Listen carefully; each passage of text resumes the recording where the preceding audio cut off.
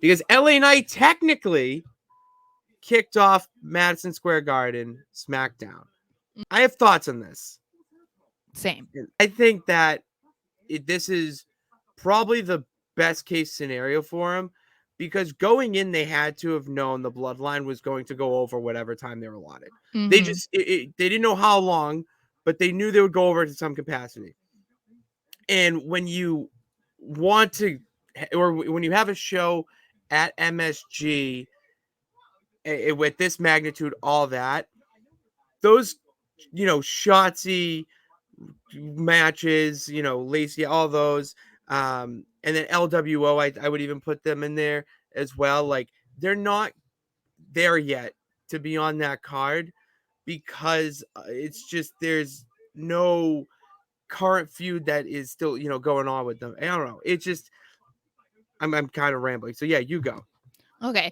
So I was going to say, yeah. I have so many thoughts that they just like rush my head at once, and now my head hurts because, yeah, continue. So before SmackDown went on air, there was videos from fans. I don't think WWE posted it for a few hours, but LA Knight was in a pre-show segment with Hit Row. Hit Row came out and was like insulting the crowd, and then LA Knight's music hit and the crowd went insane.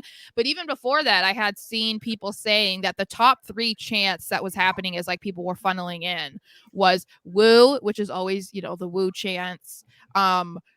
What else were they saying? What or whatever they were saying, and then yeah was another chant that they were doing a lot. So I was like, oh, okay, there's a lot of LA Knight fans there. So Uso, they were chanting. Oh, Uso, yeah. And so to have him come out, it was like, okay, cool.